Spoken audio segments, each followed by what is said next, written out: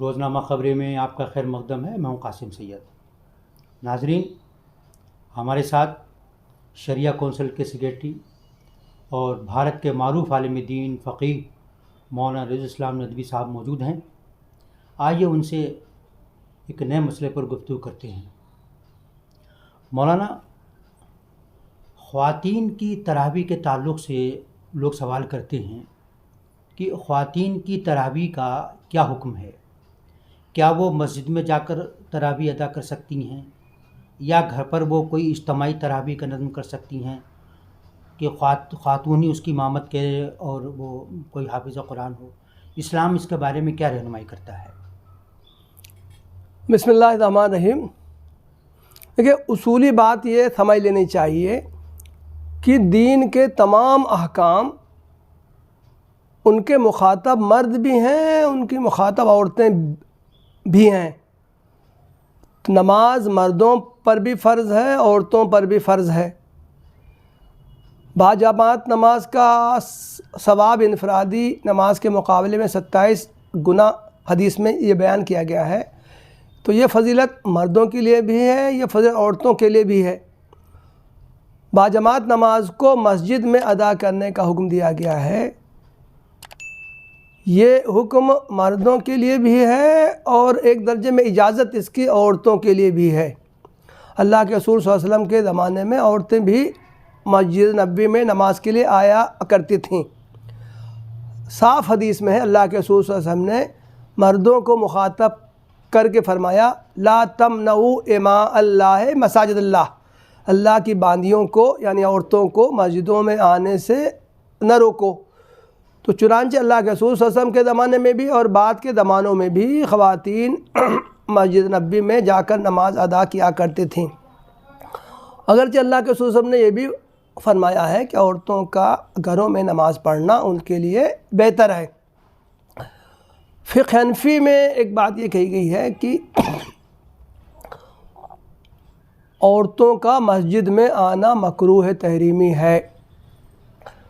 یہ بات مکروہ تحریمی سے مراد اس کی وضاحت مکروہ تحریمی کا مطلب ہے کہ یہ مکروہ ہے، ناپسندیدہ ہے، لیکن زیادہ درجے کا یہ ناپسندیدہ ہے، جو حرام تو نہیں ہے لیکن حرام کے درجے تک پہنچ جاتا ہے۔ حنفی علماء نے اس کی دلیل یہ دی ہے کہ ام المومنین حضرت عائشہ کا بیان ہے اللہ کے رسول صلی اللہ علیہ وسلم کے انتقال کے بعد کہ اگر اللہ کے رسول آج کل عورتوں کا حال دیکھتے تو ان کو مسجد میں آنے سے روک دیتے۔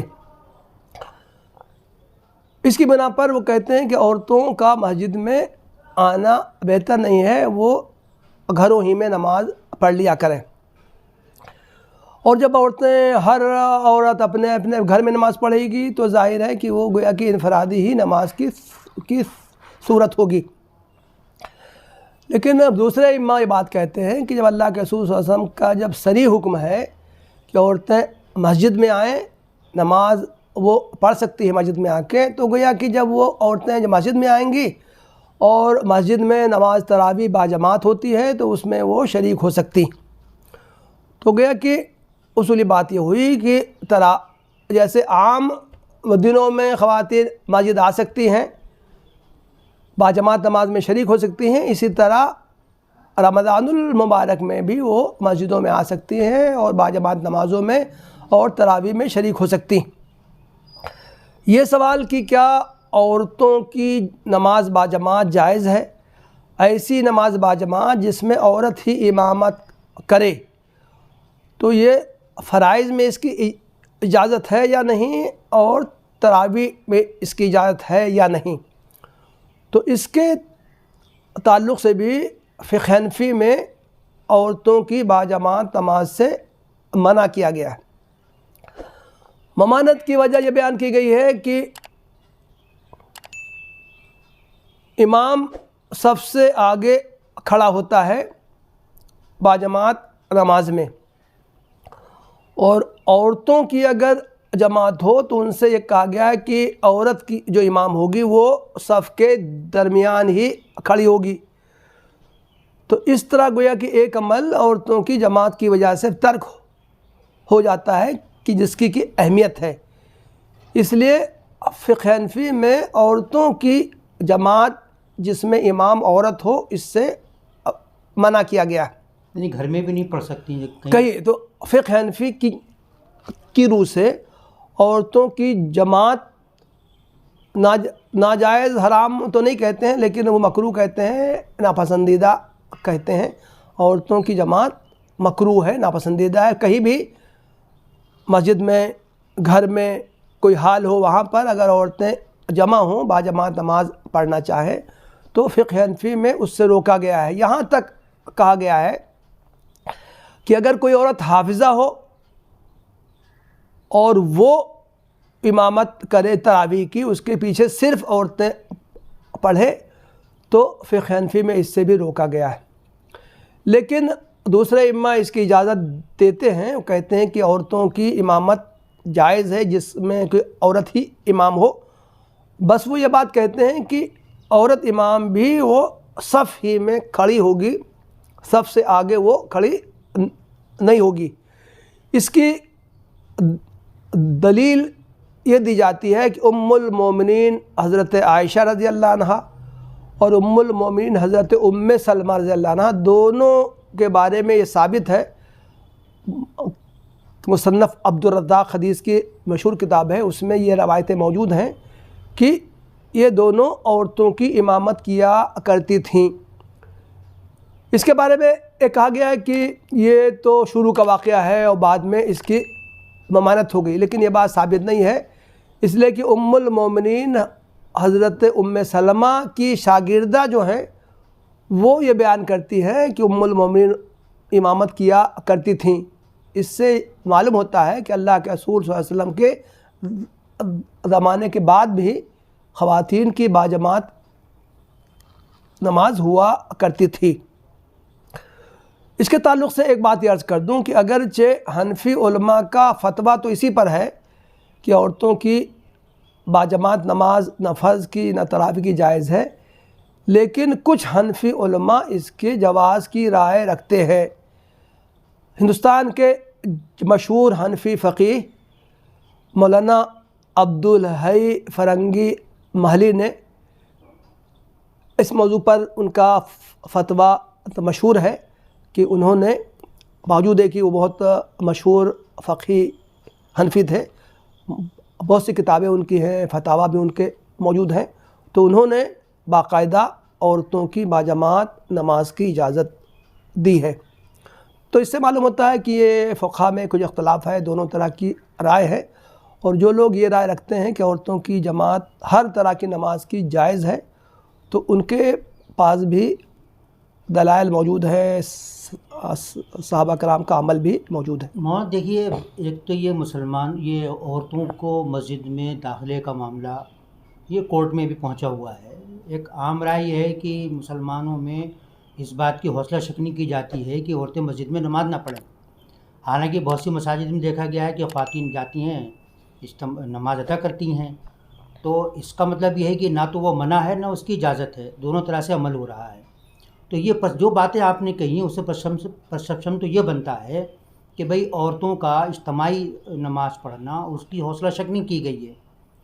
تو آپ یہ پورا فقہی معاملہ آپ نے بیان کر دیا. بنیادی طور پر آپ کیا کہنا چاہیں گے, کیا خواتین کو اجتماعی تراویح پڑھنے کی اجازت ہے یا نہیں ہے؟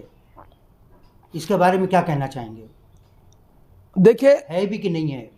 میں عرض کرنا یہ چاہتا ہوں کہ اسلام کی ابتدائی صدیوں میں عورتیں نماز کے لیے مسجد آیا کرتی تھیں, اور اب بعد میں یہ فتنے کے اندیشے سے اس کی ممانعت قرار دی گئی, حوصلہ شکنی کی گئی, اس سے ایک اعتبار سے روکا گیا. جب مسجدوں میں انتظام ہی نہیں کیا جائے گا عورتوں کے لیے الگ, تو پھر عورتیں کیسے آ سکیں گی؟ موجودہ دور کا تقاضا ہے کہ عورتوں کے لیے مساجد میں خصوصی انتظامات کیے جائیں. مساجد تعلیم و تربیت کے مراکز ہیں, مساجد روحانی عبادت کے تربیت کے مواقع فراہم کرتے ہیں. تو گویا کہ عورتوں کو مسجد سے بالکل کاٹ دینا یہ درست نہیں ہے. آج کل ہم یہ یہ دیکھتے ہیں کہ عورتیں ہر جگہ پہنچتی ہیں، بازاروں میں، کلبوں میں، دوسرے مقامات پہ، زندگی کے تمام میدانوں میں عورتوں کی شمولیت ہے، آخر مسجد ہی کوئی ایسی جگہ کیوں ہے جہاں سے ان کو روکنے کی کوشش کی جائے؟ کوشش کی جائے کہ مساجد میں پردے کا اہتمام ہو، اختلاط نہ ہو، عورتوں کا ایک حصہ الگ کر دیا جائے۔